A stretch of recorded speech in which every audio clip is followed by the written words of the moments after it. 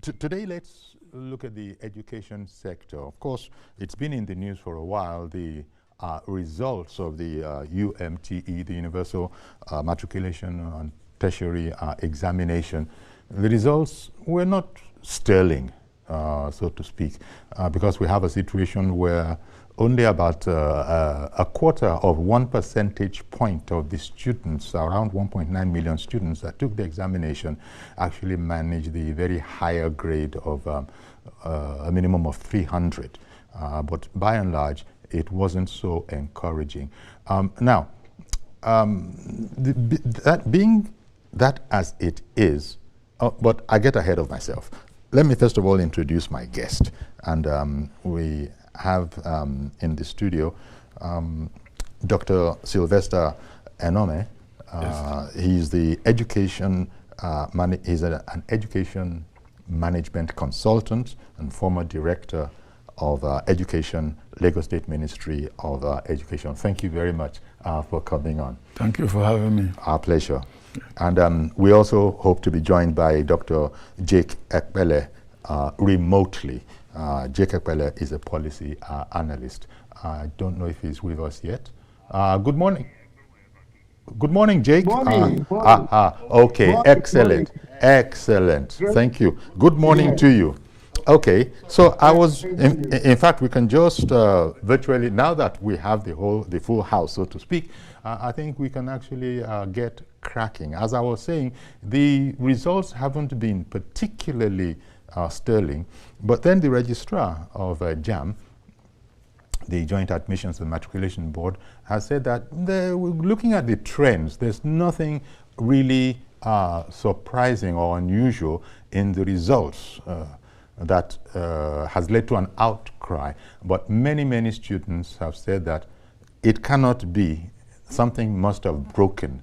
There was some sort of a glitch. Well, the registrar of JAM has said that following the outcry that he'll look at it, but maybe we'll seize the opportunity to look at other aspects on education. But just before then, let's take this report to sort of set the scene. On May 5, 2025, the Joint Admission and Matriculations Board released the official breakdown of the 2025 Unified Tertiary Matriculation Examination results. According to JAMB, over 1.94 million candidates sat for the exam, but over 75% scored below 200 marks out of the 400 obtainable.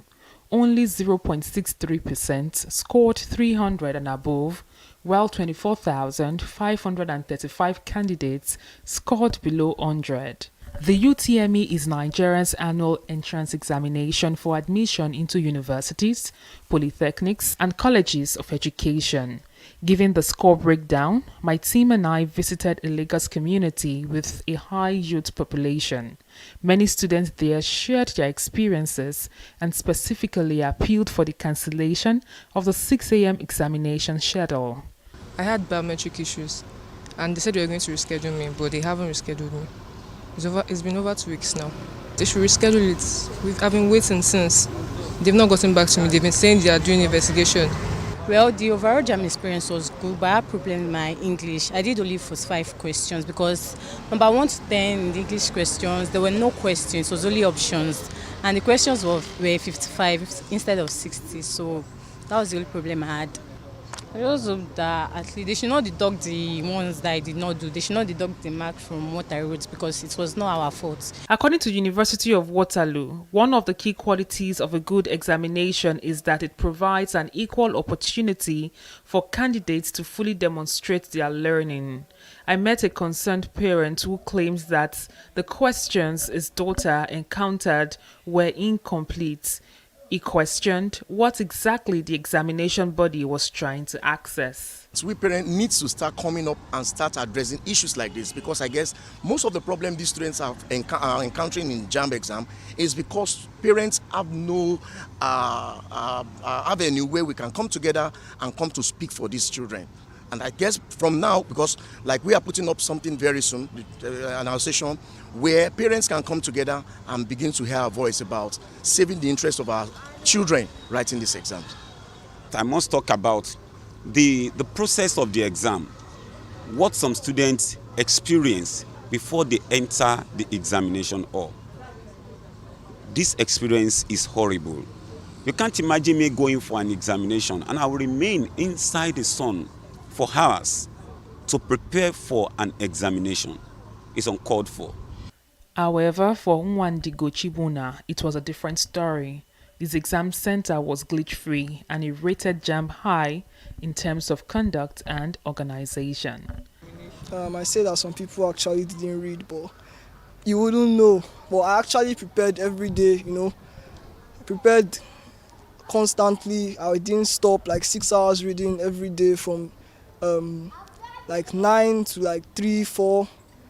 Once I get to school, I started, it was seamless. Nothing like what they usually say, the thing will black out or something like that. My system was just fine and okay. As reactions continue to pour in from education stakeholders, global best practice demand that examinations be conducted with fairness, integrity, and in an environment that allows the student to show what they know.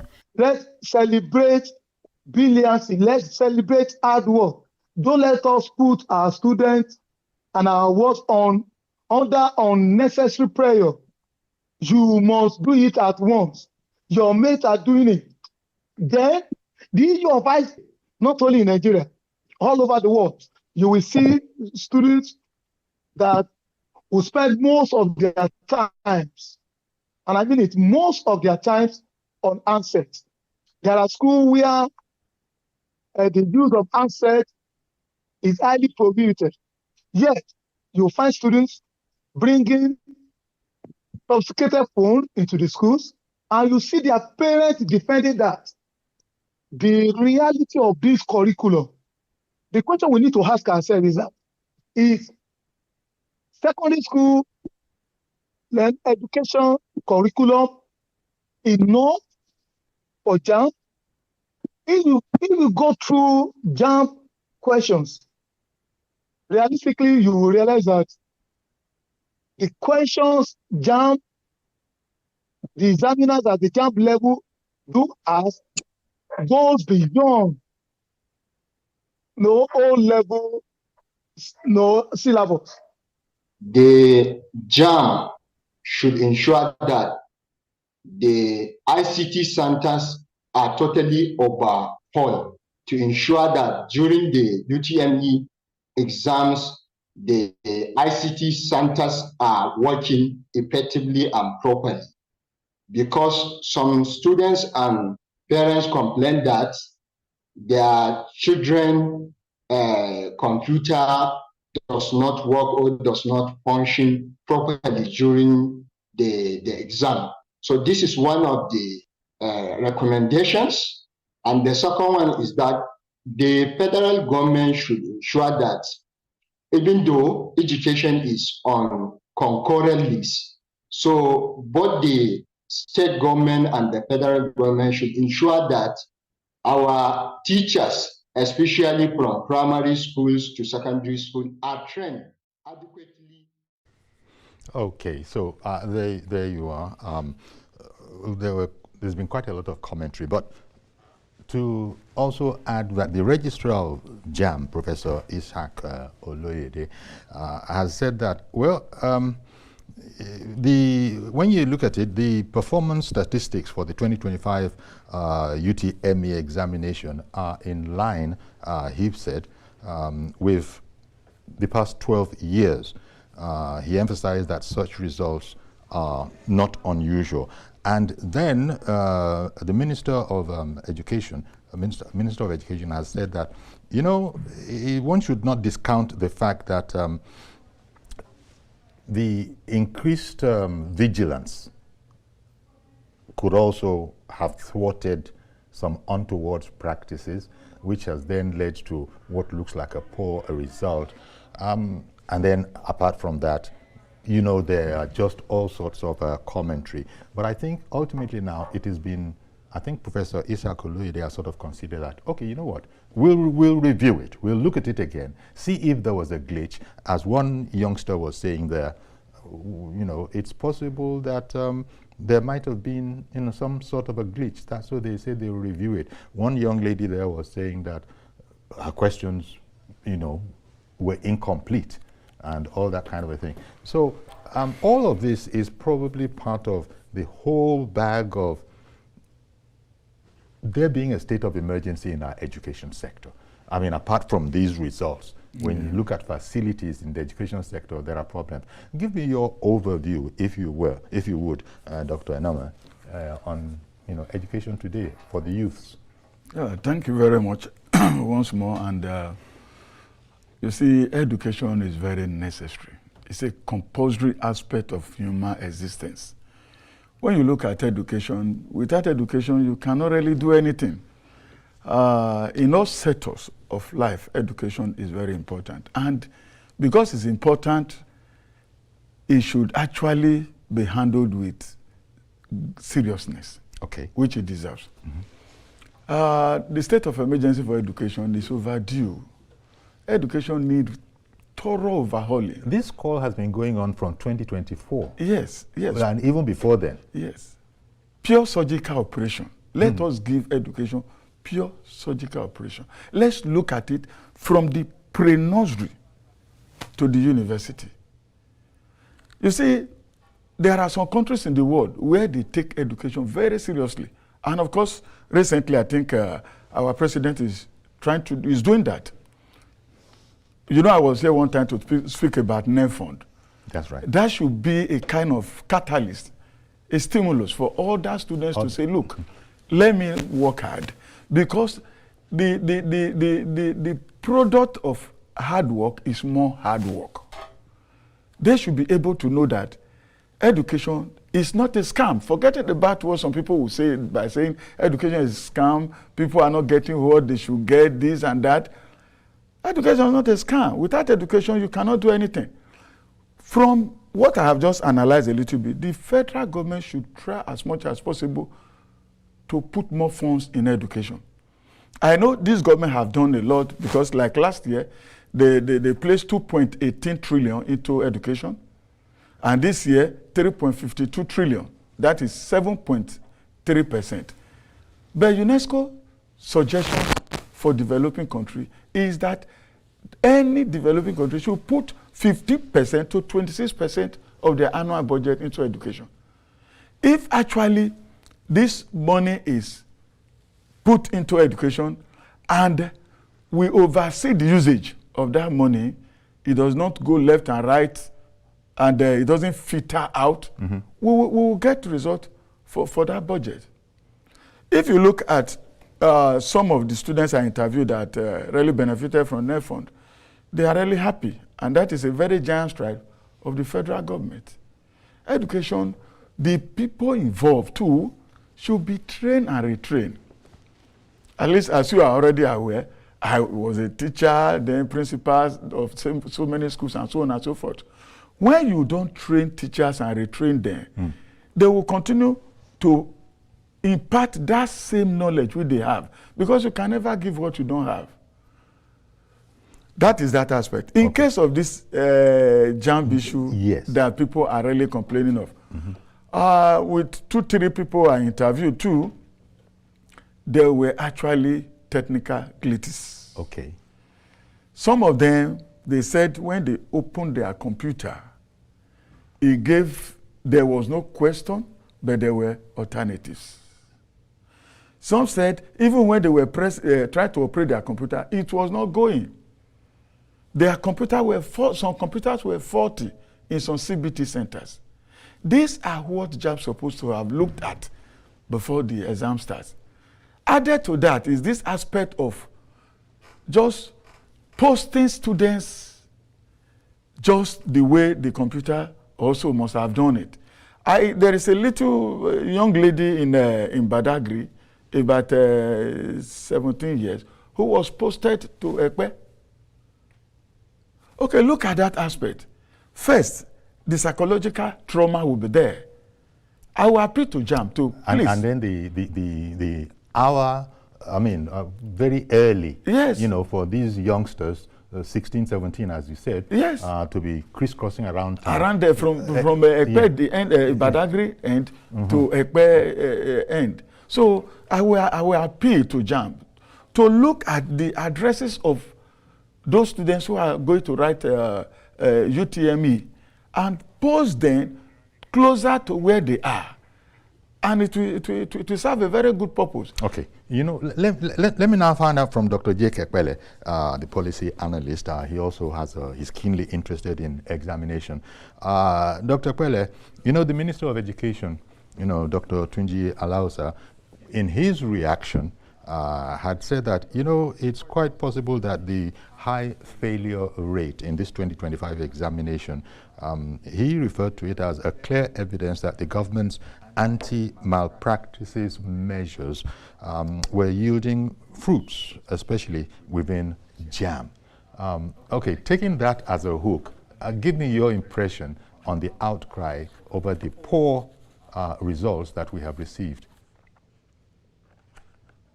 Thank you very much. Like I said, it's a pleasure to be here. I'm going to speak as one with a little experience into the JAM system and how it works and the special examination component of JAM, which is very commendable. I first of all want to empathize with parents who are going through the shock of their ward probably not doing well in this exam. And of course, those who are also saying they had technical glitches that resulted into what we are seeing now. All of that is possible. But what is impossible is that Professor Ishaq Oluyode, that I know, I have personal relationship with him, have talked to him, been with him on several TV, visited him in the office. Nigeria have one of the best mind in JAM. I'm not trying to sell him, I'm just stating the obvious. Honest, with outstanding integrity that the world celebrates. And so Ishaq Oluyede is determined to deliver the best when it comes to education through his efforts in JAM. That said, I am one of the invigilators that worked in Abuja Center, but for the special examination, not all examination of JAM. Students with special needs. The Joint Equal Opportunity Group, you know, and by his grace, I'm the second vice chair for the group at the moment. So I speak with a little authority in terms of what I know. JAM is well structured when it comes to the system that they activate for this examination. Almost, if near foolproof in terms of its workability. Now, if you look at previous examination, which is literally showing the same number with this one, why is it that people didn't cry or express the anger and frustration that they are expressing now? The reason is simple. JAM has just exposed the poor education system and sector that we have in this country. We are just hearing this from JAM. What about the university results? What about WAEC? What about primary schools and secondary school results that they don't talk about because it's not in the public domain. And so I am not saying that JAM cannot make mistake or that the system may not suffer any form of glitches. That is possible. But to dismiss everything that JAM is doing and all that is very unfair to Professor Ishaq Oluyede. Despite his age, that man is working Sunday to Sunday. JAM, because he wants everybody to work, provide free meal for his headquarters staff. I know, I'm sure, probably other branches. All right. So they have a system that have been working. The man have come out openly. And I'm telling you, Falari, Prof did not send me to come and defend him. He is not aware that I'm doing this interview. I'm just being very honest and frank. Yes.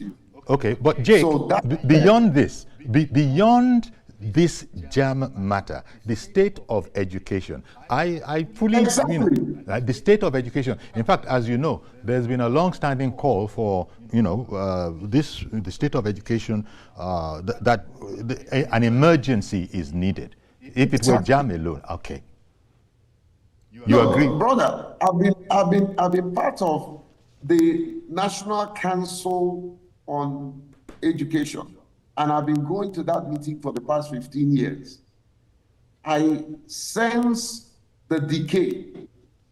I know the underfunding issues. I know the unqualified teachers and ghost workers who has infiltrated the education system and milking the scarce resources that we have put in quality education. A lot of people have echoed it and re-echoed it. We have poor teachers that are not unlearned and in most cases uneducated. We have systems that does not work, environment that does not give access to the most marginalized. We have beautiful policies, but poor implementation and grossly underfunded. So the education needs the president needs to activate the immediate emergency instrument on education. There is a need to scale up the percentage of the budget that is being used today in the education sector. Okay. Just like what to provide facilities. Mm-hmm. Just as Dr. Your colleague on here, Dr. Sylvester Enome, has also indicated that there is this urgent need. Because, unfortunately, we have a society, let me swing back to Sylvester, we have a society where it's not funny, but some people are getting, in this same place we have primary schools that are costing more than universities for the 0.000 whatever of 1 percentage point of those parents that can afford such.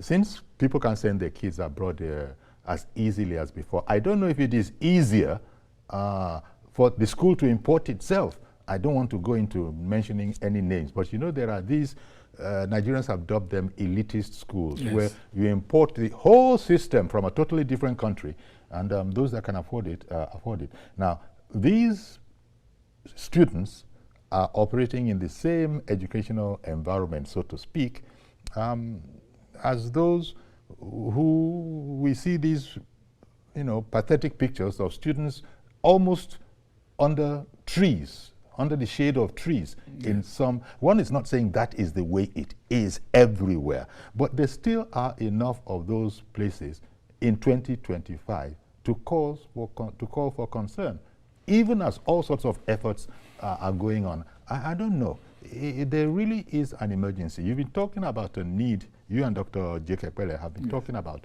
this need to really infuse more funds into it. But what you will hear from government, of course, is that there are limited resources.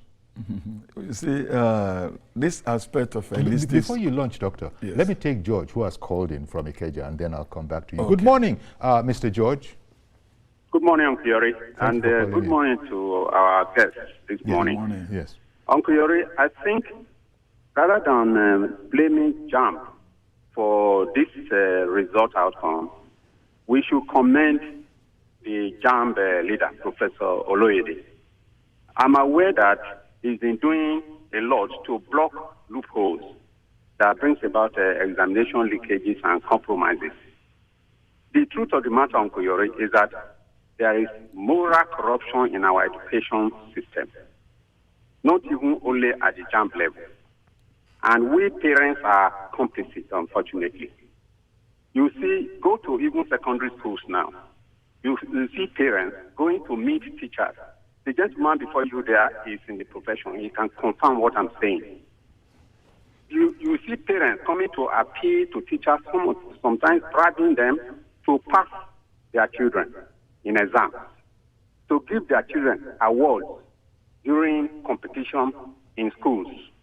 And then these malpractices spans from secondary to WAEC exams to now to NECO to JAMB exams. That is why you see that employers are suspect about our graduates. They will tell you that if you have a degree, you are not employable. Out of 100 graduates, they will say they can only see about 5 or 10 employable ones. It is because of this moral corruption that is in our educational system. Yes, I agree that there is infrastructural deficit as well. That is the one that concerns government. Government should do more on that. But that is not the reason why our educational system is rapidly falling. The reason is because of our moral corruption, and we, the parents, should be held accountable. Good morning.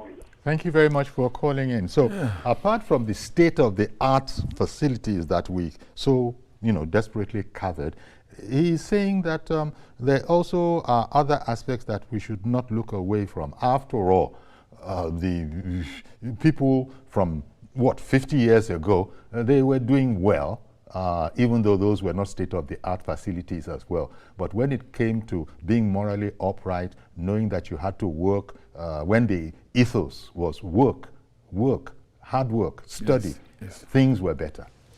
Yeah, you see, as he rightly said, there is a kind of moral decadence in schools. But before I go into that, you made mention of a holistic school. Yeah, it's all over the places. Fine. For the public schools per se, the federal government now, at least they have been sharing triple of what they used to share those days since this government came in to local government, states, and then the federal government, they have their own. Okay. What are the local government and the state government doing to improve education in their own states and in their own local government? There are some states, when you get there, you will discover a whole secondary school with about 15, 16, 17 subjects. Only 3 teachers are there. There are lack of teachers everywhere. Okay. No infrastructure. And speaking as a retired nothing. teacher, I mean, you were just telling us you've been a teacher, you've been a principal of schools. Yes. Not just one. So you have an overview of the unsatisfactory states. Yes. In Lagos, for example, you see, honestly, I must commend the Lagos State government. Schools in Lagos are adequately taken care of, but there is more to be done. We still need more improvement in case of Lagos State secondary schools and primary schools. But if go should rust, what will be the state of iron? If people are complaining in Lagos, what happened to some states where they don't even care about education at all? Some states, they don't have teachers, they don't care, they don't employ. You expect those states to still go into WAEC, perform well, go to NECO, perform well, go to this same JAMB we are talking of, where some people are coming from a listed school that pay 3-4 million per term. With all the facility around to still go to the same exam and perform. No.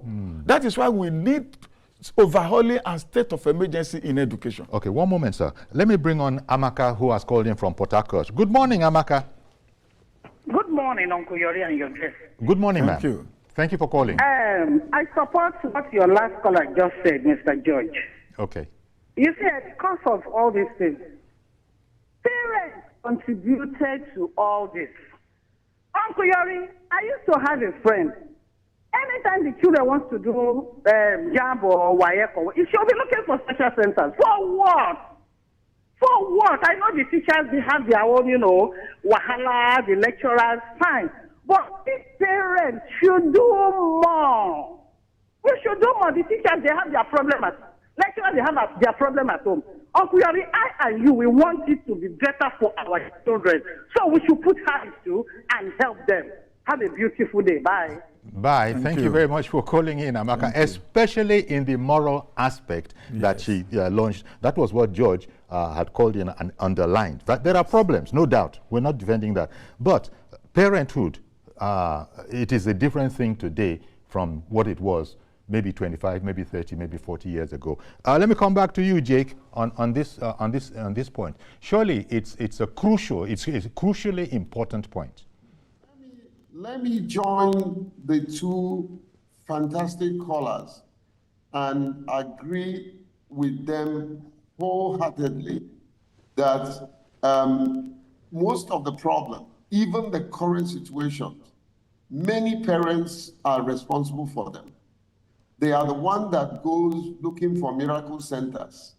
They are the one that will go trying to bribe invigilators. You can imagine a parent that will accompany a child to examination and then be peeping through the window, looking for where he or she would get help for the child.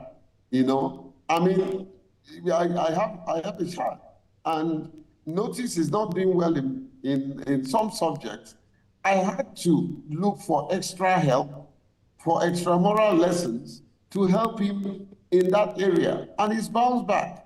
So the truth is, instead of trying to help the child, to teach the child the way to corruption, let us help the child privately to get better at the subject that we know that child has a problem. Now, as we call for state of emergency, it's important to underpin that if we put $1 trillion into this very system we have, the system will swallow it and nothing will come out of it. We need a system audit.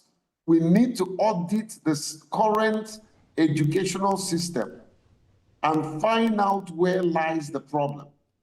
We need to tackle head-on bad administrators of education, because they are individuals. Thank God for my co-guest this morning.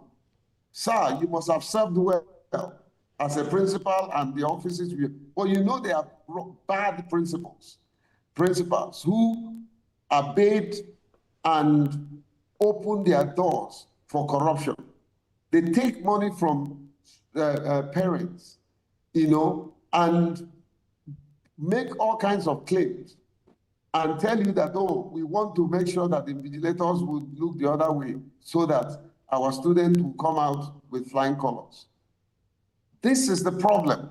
And all of these I don't help think the child. we need a proper reorientation. Indeed. I'll tell you what, Jake. Individuals they are running our education sector. Okay, sorry to interrupt you, Jake, but all of these do not help the child because,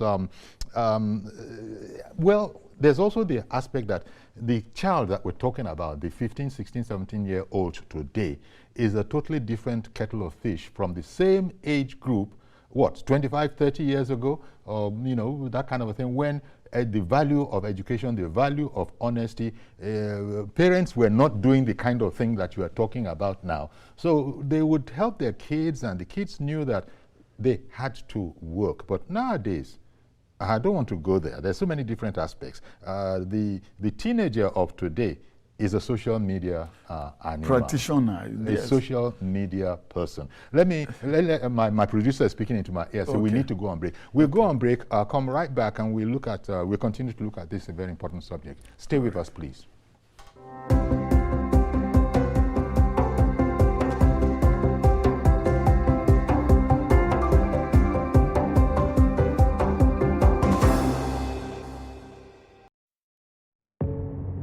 doubt and fear doesn't occur at the canvas, it shows in the canvas. It shows the conation of raw earthen material slabbed, stroked, and molded at a pace provided by the doubt and fear. Every move way in the struggle of one to the other, merging the past to the present, brushstrokes of colors seen but not known. For when the wailing stops, the pieces settle down in abject beauty, erected for a century of a century. Speaking, advocating, protesting as the arts are meant to be.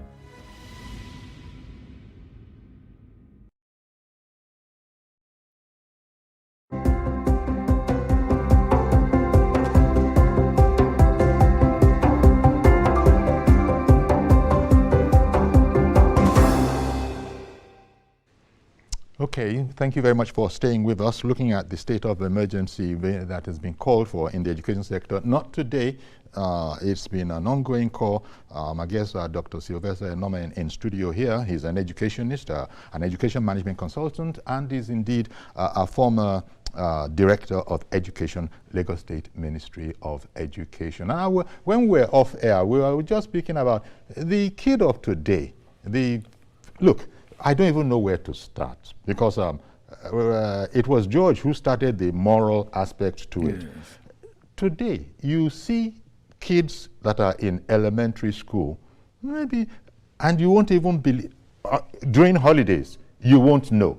Because the way that kid is made up, the hairstyles, I'm talking about the females in particular now, maybe even the males, are coming from under the supervision of some parents. Maybe it's not a Nigerian thing. Maybe it's a global thing. Maybe that's the way it is all over the world.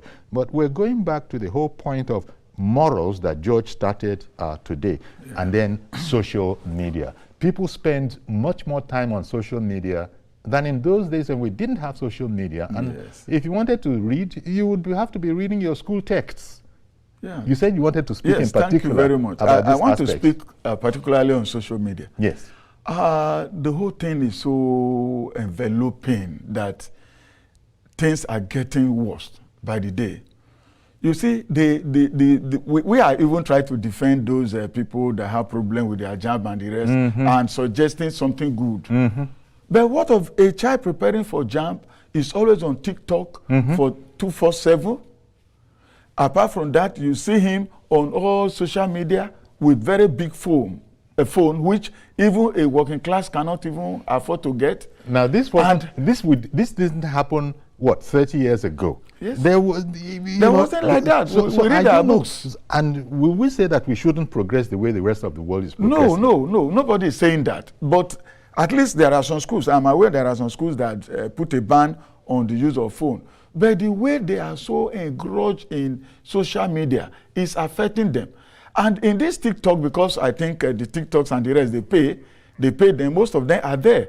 And as a result of that, you will see those people who are even, TikTokers with very bad English. Of course. They are making millions and the rest. They are making money. The other people are saying, if these people with bad English and all this kind of stuff are making millions and millions of this, why are we not involved? It's a bad influence. It is. It's a bad influence. Secondly, there is this aspect of reading culture. We have just decided to forget about reading culture. Oh dear. Those days, when you come back from school, you have the time you read. When you are preparing for exam, it is showing you emanate a little bit. Because if you don't want to sleep, you put your legs inside water to keep you awake. Those days. You continue to read. But you will see somebody having an exam to write tomorrow, will be on TikTok, be on phone, social media, throughout the night. There is no magic about exam. You have to read. Exactly. Because your brain needs assimilation. If you don't read, you cannot get what you want. But do the parents of today know that? Let me call on Samuel, who has called in from Jos. Good morning, Samuel. Good morning, sir. Thank you for calling in. Thank you, sir. Good morning, Mr. Yorin, and your two guests. Thank you. Please go ahead. Yeah, I just want to talk about what you're discussing there, my inputs. Okay. You see, the parents, we parents, the teachers, some NYC members, some principals of the schools are all part of the problem. So it is a circular problem. The parents are involved, the principals are involved, the teachers are involved, and some NYC sent to some schools are involved. I remember when I was in River State, precisely Kula, you will see NYC members are co-opted by the principal to solve the answers and write on the board. And students will be copying. What do you expect at the end of the day? This you saw with your own eyes. Samuel, was this reported to you? Okay. You said? I said, was this reported to you, or you actually were an eyewitness? I am an eyewitness, not that it was reported to me. I'm an eyewitness. So things have gone a bit too far. Let me even go further to explain to you. I'm a military man. Okay. I'm a military man, and we go to those places to perform military duties. So we go there to perform military duties, and we saw all this happening there. Not limited to that place. Even in the north, go there, you will see teachers, corps members writing on the board. Students are copying. At the end of the day, you see 9 credits, and you can't defend the 9 credits. Yeah. Because we emphasize much on certificate, not what you can do, but what is in your certificate. Well, that's my little contribution. Thank you. Thank you. It's a very, very important contribution.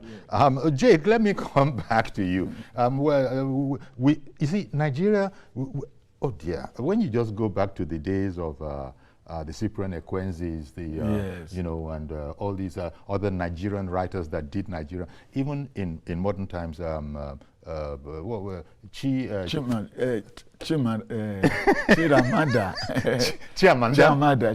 yes. Chiamanda, very nice writer. Yes. She spent her formative years in Nigeria before moving abroad. Yes. Now, it's a totally different wavelength nowadays. Well, you could say she had it plush. Both her parents were educationists, so they were not going to open their eyes, and it became part of the culture. But how about the culture going back into the 60s when parents knew that they had to do all that they could to help their children? So we're talking about the emergency, call for emergency in the education sector. Yes, that's to one side. But what has become of the student? Is the student ready and available and willing? That's the question. Yes. Jake, weigh in here. Let me not, because it's not out of sight, out of mind. No, you're very much in mind. Jake, just like the previous speaker who is in the studio said, one thing I don't agree with him is that the social media era has a total negative impact. There is a good side. He didn't say total negative. He didn't say total negative. But no. Yes, I'm just using my own phrase. Okay. I'm saying that there is a good side to the era of social media and even the internet in general. As addictive as it is. Well, it depends. Like you see, the parents have a role. My son, for some of us who had children that you would say, oh, well, you weren't prepared for this, which is not true. My little son knows how to operate all my phones better than I do. But I put some discipline check that you can't go beyond this. You can't use the phone to play your game beyond this. It's time for you to go to bed. No, go and do your homework. I insist, I put my foot down. My son knows that I love him. He knows it. You know, but he also knows that there must be some boundaries that he will not have to cross. So, generally speaking, all of us as parents have a critical role to play in the life of these children. Okay. I raised a Marine that although while in the US, he was going to follow his friends to wear sagging pants. And I told him, you have a choice. Would you want to end up in the main street or you want to end up in the Wall Street? Oh, quickly, he said Wall Street. I said, okay, Wall Street people they don't sag their pants. You know? So when we allow this thing in the name of trying to be morally or politically correct. No, modern. We're trying to be modern. Yes, we're trying to be modern parents. Of these children. Mm-hmm. Yeah. Mm-hmm. So we need to be fair. We need to be firm, knowing fully well that they are children. How you bring them up matters a lot. Okay. I have to show my daughter love well enough at home that he doesn't have to go outside looking for it. I have to show my son love and confidence and the fact that education pays and hard work pays. Okay. My son comes into my office and he will say, oh, Dad, when I grow up, I want to work as hard as you have and win many awards like you have won. You know, so he already embedded in him is the fact that success have no shortcut. Indeed, indeed. Well, I hear so you, we sir. need to do that. Indeed. We need to do that, you know, and get rid of these corrupt individuals that has corroded the system and they are eating fat from the system and destroying the fabric of the nation. Indeed. So you see, what we're saying here is that, you know, the state of education, we need an emergency intervention in it. But there is also a part for the parent. It is our caller, Mr. George, who started off that whole trend. Yes. Talking about social media and parental discipline, putting limits. I remember when, you know, we were kids, there wasn't any social media, but there was the discipline. You couldn't watch television. You'd be very annoyed about. You couldn't watch television at the time, even when it was black and white, and then later on it was coming into color. Beyond a certain point, you had to off to bed. Yes, definitely. After the news. You know, whatever your own particular style was in your, you couldn't watch television beyond a certain point. They put this moratorium. Yeah, we kids will be kids. We had our dodges, we had our, but there was a much more intensive intervention in the life of our kids than nowadays, where it is felt that kids can help themselves. And perhaps not all parents will even agree with what we're talking about. Say, I better go and sit down. Where are all these old people coming from? These are modern times. You look at a 5, 6, 7-year-old girl, for instance, because I think it shows more with the girls. You won't believe the hairstyles. You won't believe the makeup that you see, and that a proud, doting mother is, showing off their precious, darling little girl. So things have changed. So it's an ancillary point to what we're talking about, where the state of education is what it is. Yes, you see, actually, let us look at the core values. Core values. Okay, yes, that's part of education as well. We have to revisit our core values. You see, those days, when you tell somebody, I'm from so and so family, they will say, yes, this family is this family is that, this family is a no-go area, this one is a no-go area. Then we celebrated education. If you are a teacher, you are more or less after the king, you are the next person. People respect you, you are given the respect, and your statement is almost a law. So, but now, you discover that nobody cares. The other day, I was just checking something on social media. Let me quickly correct an impression. I'm not against social media anyway. I just said the aspect of people trying, the students, the underage, trying to overuse it, that is the problem. So, trying to involve themselves in pure social media throughout. I'm not against it. Social media, there are good aspects, there are bad aspects. Of course. But when we talk of core value, you see, the other day I was checking something. Somebody said just a common teacher, ordinary teacher. And can you imagine the status of the teacher? If a teacher is there and you say ordinary teacher, it will dampen his spirit psychologically, because it's like, who is a teacher? Teachers in developed world, they are well paid, they are respected. Because you can't for the just most part. Yes, For the most part. Yes, you can't just but hand they are over highly your child. respected. Yes, you don't They hand are over your highly child respected. to anybody. Well. So teachers should be re-guided. They should have a consolidated salary. Let them go for training and retraining. They will do well.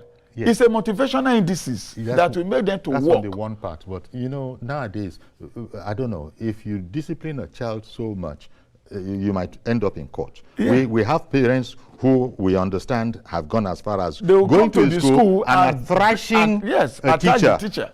Peggy, good morning, and thank you for holding on. Go ahead, Peggy. Peggy, do I still have you?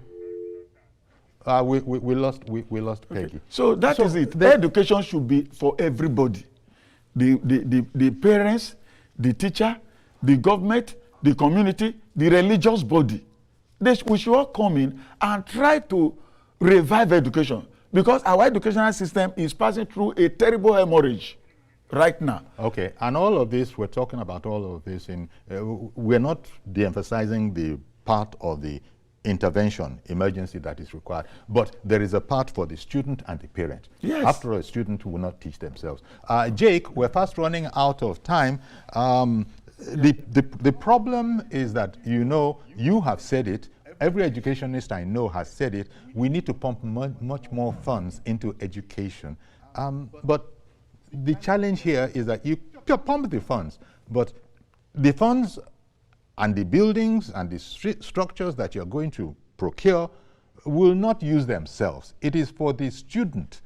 And now, what is the quality of that student of nowadays? This is, I think, people should pay attention to that as well. And the quality is determined from the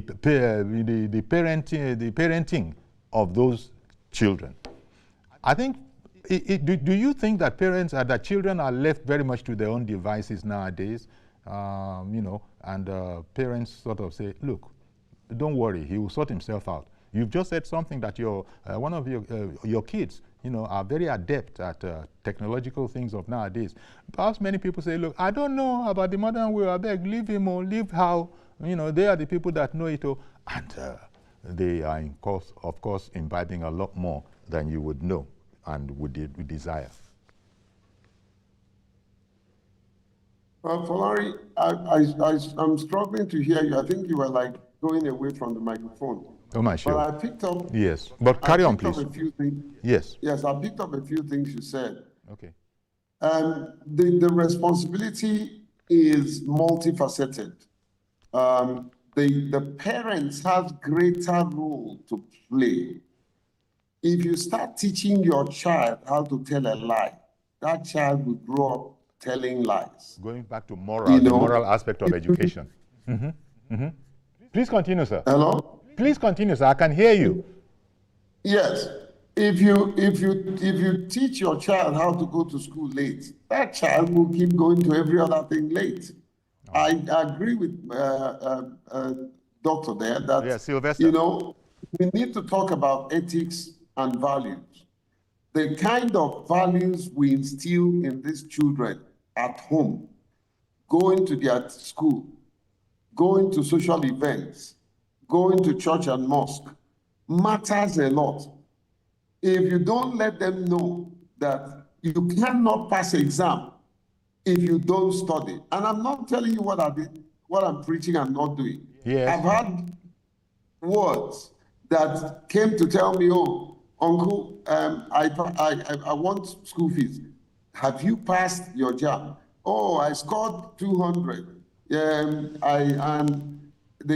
know that the vice chancellor knows you. Once you ask me, I will not go. You have to. Okay, Jake, we've run out of time completely, but you've highlighted yet again part of the problems that we have, where people are looking for a shortcut. And there are no shortcuts to this. People like you have always emphasized that there's no shortcut to quality. I'm afraid we've run out of time. Dr. Sylvester, the last word. Yeah, the government should, as a matter of urgency, fund education. Right now, as we speak, we have 69 federal universities, 63 state universities, 149 private universities in this country. the state government, the federal government, the state government, and the local government should take education as a priority. Okay, we're going to have to leave it there. So, I think that's the most important thing. All right. I want to thank you very, very much, Dr. Sylvester Enomen and Dr. Jake Ekpele. Thank you both, gentlemen. Really appreciate both this morning. Wish we had more time. We're going to have to leave it there. Our pleasure. Thank you for having me, we're too. going to have to leave it there. Do please join us tomorrow for a fresh edition. I am Yori Folari. Bye-bye for now.